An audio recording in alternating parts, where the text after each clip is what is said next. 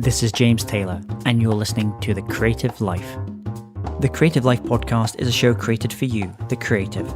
If you're looking for inspiration, motivation, and advice while at home, at work, or on your daily commute, then this show is for you. Each episode brings you a successful creative, whether that's a musician, writer, artist, designer, performer, educator, or creative entrepreneur. They share their journey, their successes, their failures, their creative process, their insights, and much, much more. In today's episode, I speak with Jonathan Fields of the Good Life Project, and we talk about purpose and meaning, being intentional versus reactive, long-form content, and what it means to live a good life. Enjoy this episode. Hey, it's James Taylor, and I'm delighted today to be joined by Jonathan Fields. Jonathan Fields is a dad, husband, serial entrepreneur, growth strategist, and award-winning author who loves discovering stories and ideas.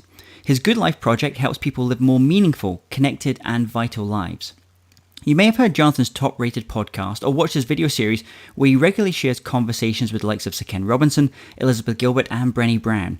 His most recent book, How to Live a Good Life, Soulful Stories, Surprising Science and Practical Wisdom, is a wake-up call and a path to possibility. Jonathan also speaks globally on the ideas contained within the book to clients such as PayPal, GE, and events including South by Southwest and World Domination Summit. It's my great pleasure to have Jonathan on the show today. So welcome, Jonathan. Thanks so much for having me. I'm excited to be here. So share with everyone what's going on in your world just now. Depends what you mean by just now. As we are recording this, I'm actually on a bit of a 2-week working hideout vacation with my wife. We're in a small cottage in Southern California on the ocean, plotting and scheming kind of what the next 3 years is going to look like to us as we sort of look at Good Life Project and explore how we want to develop that moving forward, and also just my own projects outside of that, writing, speaking, and doing other things. So those kind of planning events where you and your wife kind of go away, is there anything that you do just beforehand in terms of to kind of prepare yourself, or do you just kind of come and it's a little bit of just an initial download of ideas and then you start kind of mapping out what you want to do, or do you try and reconnect with some of those kind of key values for yourself first? Yeah, so in theory, we would do all that stuff. In reality, we do none of it. We live in New York. We run a company. We have a daughter, and so it's we tend to just kind of be more living our lives and working in the business. And this is a really nice opportunity to step outside of it. Which is why it was good for us to be able to take 2 weeks because it takes probably the better part of a solid week to get out of city mode, to get out of being in everything mode, and power into a different mode, and be in a place where you can switch gears and get a little bit more introspective, a little bit more prospective, and start to have the deeper conversations and pull yourself out of the distractions. I mean, I'm also a huge fan of changing physical environments. I know, I'm sure you explore this too with creativity, right? Your physical environment changes your thought process and your inputs and your outputs. So we want to get out of Dodge, out of New York City, where we currently work and live, and traverse to the other side of the country in a little beach town, and soak in the change in energy there. And one of the fascinating things I find about your job is you're through the video series and through the podcast, you're interviewing all these people who have done some pretty amazing things and impacted people in a pretty amazing way. You kind of you must be very good at kind of pattern recognition over doing all of these interviews over time, to be able to kind of see what are some of those things that are present there in all these different people's lives. And then when you come to those kind of the thing you're doing just now, kind of maybe trying to integrate that a little bit into your life. Is there any kind of key kernels that, through this journey that you've had of interviewing all these different incredible guests, that you're looking to take into when you kind of plan out your next 3 years? Yeah, I think it's a great observation. And if you ask my team sort of, what are my superpowers? They would tell you one of them is absolutely pattern recognition. It's part of, I love just sort of diving into huge data sets, which to me also includes deep conversations with, many, many, many different people from different walks of life, and trying to see what are the commonalities, where's the overlap. So yeah, for me, the whole idea behind the podcast really was, let me go out into the world and find what I call embodied teachers, people who are in some way living the lives that is intriguing to me. That's interesting. That is engaging. That's sort of full contact, alive, deeply meaningful, purpose served.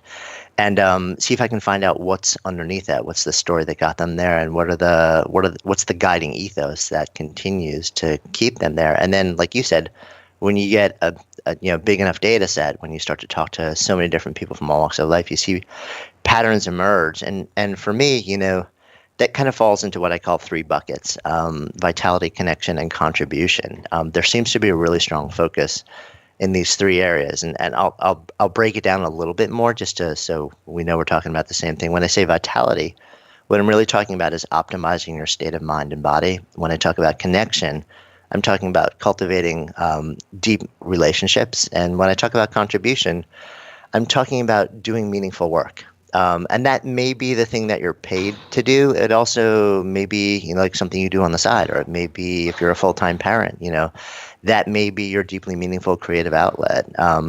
So what I've seen, sort of across all these different people is that there's a pretty intense focus on seeing these three buckets, becoming aware of how full or empty they are in their own lives, and being very intentional about taking action to consistently do something to fill them. And they don't use this same language as me.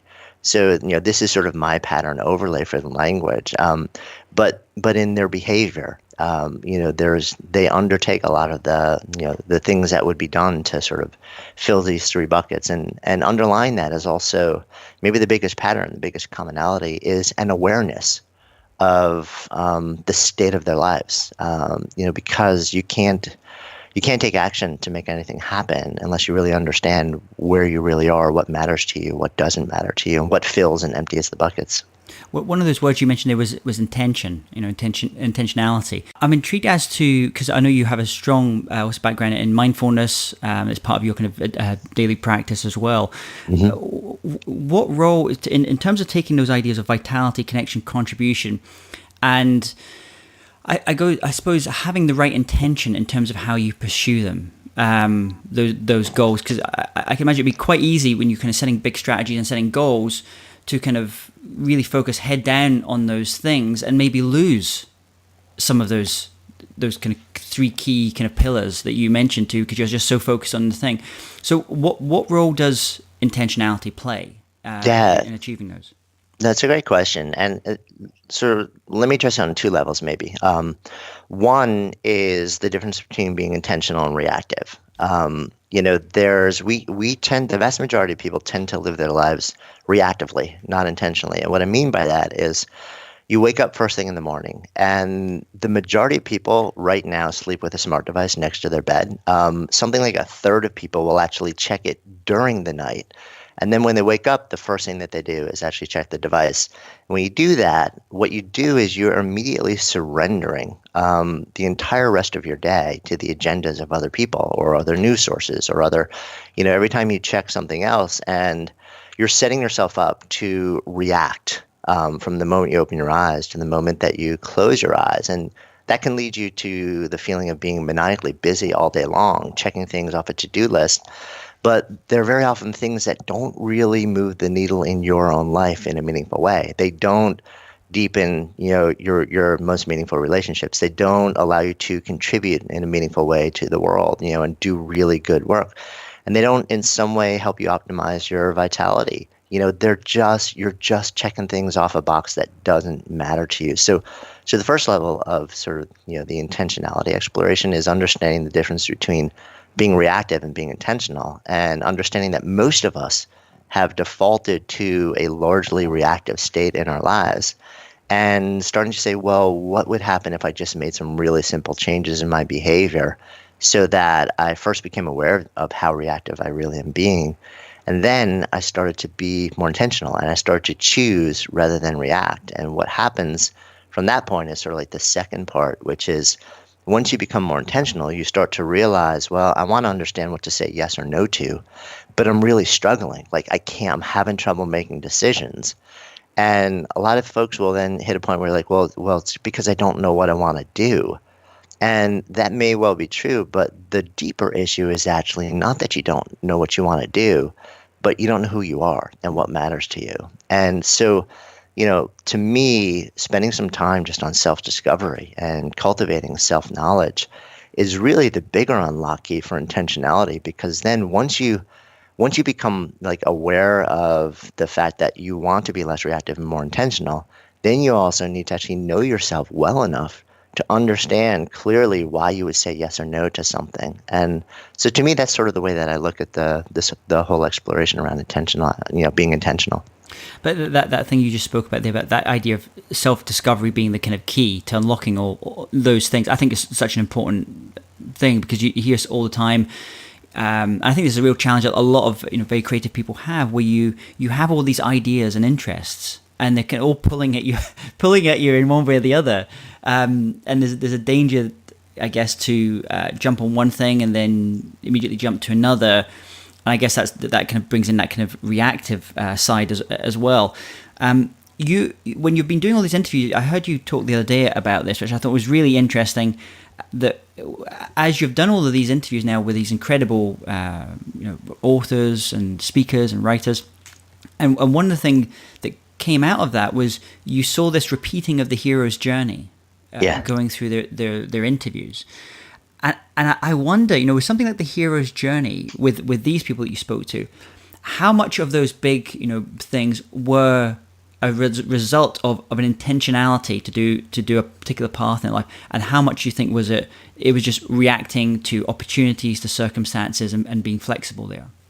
Yeah, I think the underlying question you're asking is, luck versus planning. And I think it's a blend of both. The people who are really honest when you ask them, people who are successful across a wide variety of fields, whether it's art, creativity, business, relationships. My experience has been, so here's a common pattern, that they will all, if you're like, listen, tell me, what's the truth here? How much of this was your brilliance? How much of this was, your years and years of deliberate practice? And how much of it was being in the right place at the right time?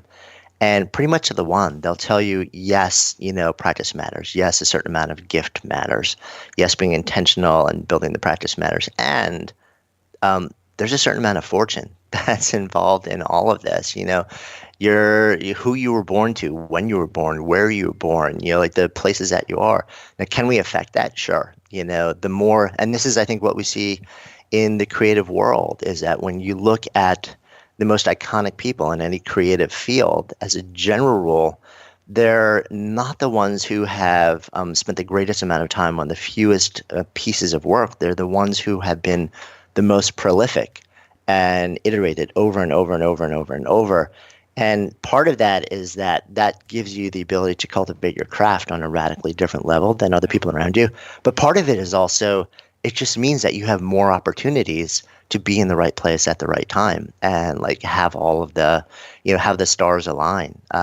So I think it's a really interesting exploration. What you're talking about there is, we had a guest recently, Dr. K.H. Kim, who looks at the declining levels of creativity and innovation in America just now, and why that's potentially been happening. And she said she did a great study of great Nobel Prize winners. And she said one thing you see time and time again is this idea of boundary crossing. So they may be an expert in mathematics, but they've taken on this other thing. What was the great physicist? Richard Feynman. Yeah, is a perfect example of a boundary crosser there as well. Became a painter. Yeah, you could be, and you have all those different things going on there. But what's interesting about that? I want to jump in because I've been thinking about this a lot too. Is that when you look at all those people, and I'm curious if actually this guest, if you guys spoke to this at all, my experience has been that you never see simultaneous exploration from zero. What you see is one person has mastered a singular field, become world-class in it, and then they add something to that is sort of lateral. But it's very rare in my experience that you see anybody rise to the level of iconic or really extraordinary level of mastery when they're trying to advance those pursuits simultaneously. Yeah, I think you're absolutely right there. And she didn't cover that on that, but from what I've seen, that's time and time again. And I noticed that there's something else you've made a recent change on, and this is something I've often thought about, and other people I know that have podcasts and do video interviews, is you've made a kind of subtle but probably quite a profound change in the way that you're doing the TV, the video side of things. where my understanding is that you're basically kind of dialing down, doing those on camera, two people talking, in a set type of thing, Yeah, focusing much more on the audio and the audio experience and the listening experience. Can you talk through why you decided to do that, what you're thinking? Yeah, no, absolutely. Yeah, we decided to completely wind down the video, and there are a couple of reasons for that. One is when we start, so we produce long form, so conversations will be anywhere from 60 to 90 minutes. We've had a couple have lasted 2 hours, and over. And and many of our listeners are sort of like in the middle season of their lives, meaning they've got stuff to do. So what we started to realize with the video is we were traveling around with a 3 camera crew, like producing broadcast quality, and it was really powerful. And at the same time, we were getting all this feedback from people saying, "Hey, I really love this conversation. I listened to it while I was doing dot dot dot." Yeah. And I'm saying to myself, well, that's kind of interesting. People are really loving what we're creating, but nobody's actually watching the video. They're just hitting play in the background and then listening. And then when you add to the fact that for us to actually be able to produce at that level and fund that level of endeavor, we would actually have to shoot oftentimes 4 interviews in a day, sort of classic TV style. It made it less fun for me. It's by the later part of the day, you start to run out of steam, and something else happened. Well, there are 2 other things which really led to it. The third thing was that what I realized when you're on camera is that I was pretty comfortable on camera. Most people are not. And there were 2 conversations that were happening on camera. There was a conversation that was being recorded, but there was a conversation thought bubble that people wanted to have, but they wouldn't actually say on camera. And they really wanted to have that conversation after we stopped rolling. And that was very often when, really beautiful relationships would be formed. And I loved those when they happened. But because we got so busy and we had people literally waiting in the wings, we couldn't have those conversations anymore. And I think it became frustrating for me and for the guests. And then the fourth thing was I got hip to the power of audio. Just like you have with this podcast. And that happened because I was introduced to a sort of a legendary public radio producer. And we were walking around one day and I said, actually I'm interested in public radio. And she said, why? And I said, well, because of the reach. And she looked at me like I wasn't getting something. And I said, what am I missing here? And she said, there is definitely, the reach of a syndicated public radio. She said, but the real power of audio is it's a far more intimate medium than video. And as soon as she said that, I realized, most people listening to this conversation will have, like headphones on, earbuds on. So they'll literally hear our voices in their head. They can be anywhere they want. And what I found also is that when we record conversations for the podcast, and we generally record in person in a studio in New York, because we don't have lights and a camera and a crew, it's just me and another person with a cup of coffee having a conversation. They get much more intimate and much more real, much more quickly, and so much more of that thought bubble conversation actually comes out on tape. And I enjoy it more. I think our listeners enjoy it more. I'm curious what your sense on that is too. Yeah, it's. I mean, I've done all those the different type the audio, just like this one. I just ran a summit recently called International Speaker Summit, where I interviewed 60 of the world's best keynote speakers, and we did it, video and audio style, but we weren't in the same place. And then doing the more traditional sit down on a sofa and having those conversations. And I absolutely prefer audio from my perspective as the person interviewing, because I can go much deeper in a conversation. You can, as you say, the guest isn't worrying about how they look and all those other things that can maybe going on in the back of the head. You can get to a different place. And also I would say from a listener, and I suppose this goes back to I was talking to Paul Jarvis the other day, who works with Marie Forleo on all her design stuff, and also Chris Carr. And Paul was saying it's really kind of knowing your audience or your ideal listener or your ideal reader. And for me, I think most people that listen to this, they're readers as well. And I found a huge overlap between podcast or radio listeners and readers. And I was very fortunate to be brought up in the UK, where Radio 4, BBC Radio 4 is just very kind of high level, a bit like you have in the US with PBS, sorry, NPR. Right. It's a different type of conversation that's going on, and I certainly enjoy it from producing them and also listening to them as well. And I think that's certainly the feedback that we get. So I think what you've that decision you've made. I think it's actually a really wise decision. Also from the ability to have those deeper conversations and maybe to have more conversation and make it more enjoyable for you as the interview. No, exactly. And for me, it's always, I want to create something which really resonates and provides value and moves people emotionally and intellectually. And at the same time, I've got to fill my own contribution bucket. I've got to do it in a way where I feel like it's, I'm coming alive, where I'm doing my great work. And of course, in any job, any company, there's always stuff you don't want to do. But, when I have an opportunity to create, and choose the medium that I create and choose the mode and the format and the voice and the point of view, then going back to our earlier point of the conversation, it's my job not to be reactive, and to be very intentional and to run a series of experiments. And I've also learned over the years, and maybe through being an entrepreneur and being an artist as a kid also, that I don't define myself by whatever my current endeavor is. So I'm fairly quick to let go stuff as soon as I realize it's not working for me, and to run the next experiment, and to just keep iterating to optimize and to see, to try and make things better and better. And that's almost a very Silicon Valley lean startup approach. You use that word experimentation. So I think one of the most powerful things that came out of the idea of lean startup applied more broadly is elevating learning and data as the primary metric in the early days of any pursuit, rather than more traditional metrics like perfection, or money or customer acquisition. Because when learning, when validating or invalidating assumptions becomes the thing that we work towards, as long as we're getting more information, as long as we're getting more data, then we're succeeding, and we feel like we're succeeding, and we keep taking action. And it also, we become open to sort of paring down or paring back the things that aren't working and doubling down on the things that are working. And we don't become so ego attached to having to succeed and having to be proven right. And you can apply that principle out to everything that you do. And you mentioned these different experiments. So it looks like you kind of carry on experiments in like education, media, community. Like media, we're just speaking about you're trying things in terms of video, podcasts.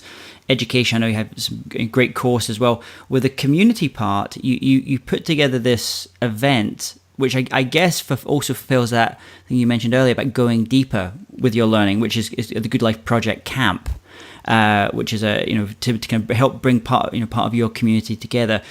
Where did that idea come from? I mean, just talk through the kind of the history of how that began and what it is now and what people kind of experience when they come there. Yeah, so the idea behind camp, it's kind of been brewing in our heads for quite a long time, and we've over the years we've run many different events and trainings and things like that of smaller sizes, anywhere from 6 to 100 people. But we want to do something bigger, and community is a big part of what we're about. And it's also a big part of my belief system in terms of enabling action taking and change. So, and we also just wanted to create an experience where people could step into it, be completely and utterly immersed in learning and connection, like those 3 buckets that I mentioned, where you could step out of your everyday life, step into this other world, and just spend all of your time filling those buckets and completely drop the facade and not worrying about who you were being judged, and just let go and be you. So we decided to, 4 years ago, take over a kids' sleepaway camp for the better part of 4 days, about an hour and a half from New York, and run this summer camp for adults. And our first year was about 250 people.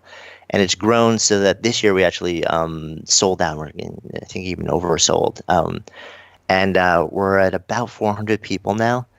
And what's kind of blown us away also is that we run this, an hour and a half outside of New York City, but is very international and national community. So we have people getting on planes, trains, and automobiles from around the world to come and just be in this environment where you're kind of surrounded by 130 acres of nature. There are tons of workshops and activities, all the classic camp things to do, but also art and craft and creativity and movement and vitality and entrepreneurship for those who are interested in that, or just conscious career building. And then there's the opportunity to do absolutely nothing, um, which we completely support too. So some people will come and want to like learn and devour everything.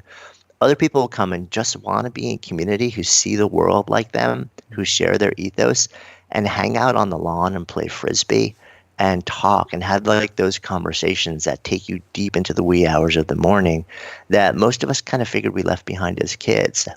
So it's become this, we just do it once a year.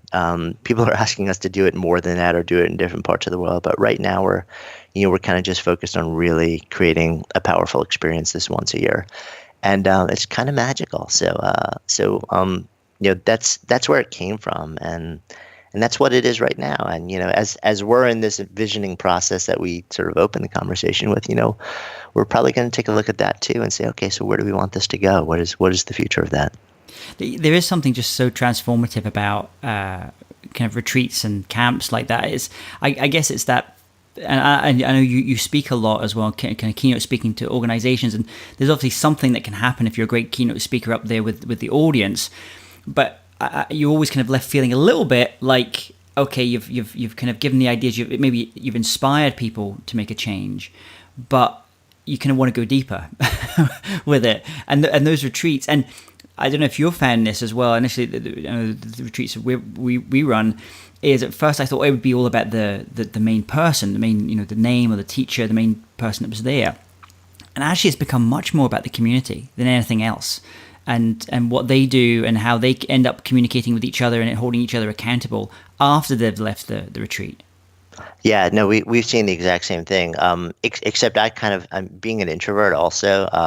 I never really wanted it to be about me, and and most of the people that I know who speak are oddly wired as introverts too.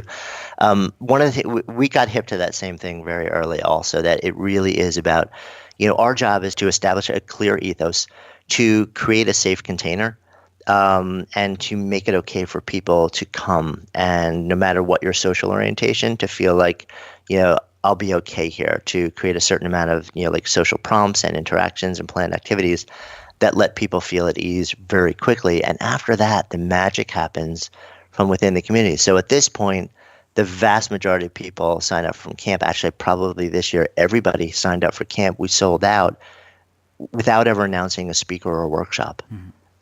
So they were coming entirely just to be a part of the experience. That's wonderful.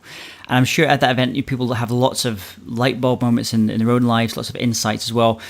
For you, as you've gone through this incredible creative journey yourself, is there one insight or light bulb moment that stands out that really, where you made it maybe a key distinction about the kind of contribution you wanted to make in the world, the kind of way you wanted to live your life? Yeah, it's a really interesting question. And I'm probably still in the middle of that. I'm constantly sort of doing my own self-exploration and discovery. And there's an idea that is sort of in development that we'll be sharing a lot more of. I'll be sharing a lot more of later in the year, actually, about really exploring what are the deeper drivers of action taking. Like, how do you find meaning in the work that you do, and what are the contributors to meaning? And as I get exposed to more people who are pursuing these questions, I get more information. And what's clear to me is most people actually talk about meaning and purpose as the same thing. And I think one of the interesting realizations has been that they're actually not the same thing. The words are used fairly interchangeably. So when I think about it, I think about purpose is the verb, and meaning is the feeling, or purpose is the action, meaning is the feeling. So purpose is the thing that you aspire to. It's something that you're working towards that gives you a sense of purpose. But the actual feeling that we're working towards is the feeling of a meaningful existence. And purpose is one contributor to the feeling of meaning. But the deeper thing that we all aspire to is to feel that there's a reason that we're here, and that is meaningfulness. And so I think, to understand that there's actually a subtle but important distinction between the two is something that I've been actually diving into a lot and doing some thinking and process building and writing around, that I'll soon to be sharing a lot more around. But I think that was a really interesting discovery for me. As we start to finish up here, I'm interested, maybe people that have been listening to this, they think it's all very, okay, there's an ephemeral nature to it as well. But I've also seen in terms of the way that you do your site and everything you do, obviously design is a really critical thing that you have. And there's actually some design being done such a way I can see there's some great technology and things going on there as well. So are there any kind of online resources or tools or mobile apps that you find really useful for doing the work that you do? Yeah, there probably are. So I am a bit design obsessed. I'm a very visual person, and to me, the visual part of everything matters. I'm absolutely a student of the Eameses and Milton Glaser and a lot of people in the design world. And when I look at badly kerned font, it kind of crushes me. So I'm maybe a little on the obsessive end of things there, which is kind of funny that because right now actually we've just completed a complete redesign of our entire online home, and now we're about to have it built and rolled out in the fall. And I can't wait for that because I look at our current website and I'm like, and I just know that it doesn't reflect where I am in my design place right now. But so I've taught myself over the years to do most of our design work and to use all of the Adobe suite of tools, and they're fantastic, Illustrator and Photoshop and all these things. But I've also wanted to find a suite of tools that made a lot of just idea creation a lot faster and easier, so I can rough up ideas really fast. One of my favorites these days is Canva. Oh, yeah. So I use it on my desktop and I use the app on my phone too. And I found that, while, the Adobe products give me, when I really need to go deep and get granular on my layout, I'll turn to those. But for just really fast idea creation and iteration, Canva is a really wonderful tool to be able to move through a series of ideas quickly and create some great visuals. And oftentimes these days I don't even go past it because it's such a robust tool. And then on the just sort of sorting my brain side of things, Evernote is my go-to tool for that. And then what if you were to recommend one book to our listeners, and it can't be your own, one book to our listeners, and also one record or album to our listeners, what would it be? Viktor Frankl's Man's Search for Meaning would be the book, because it really reorients you to the fact that meaning is such an important part of what we strive to. And I think in a society that's become a bit maniacally obsessed with the pursuit of happiness, which, by the way, the research shows that actually makes you less happy, that it's really important to reorient around meaning. And the album would be Pink Floyd's Dark Side of the Moon, which I consider to be end-to-end one of the most perfect albums ever created. Wonderful. And a final question for you, Jonathan. Let's imagine you woke up tomorrow morning and you had to start from scratch. So you have all the tools of your trade, all the knowledge, that mastery that you've craft you've built up over the years, but no one knows you. You know no one. You have to restart. What would you do? How would you restart?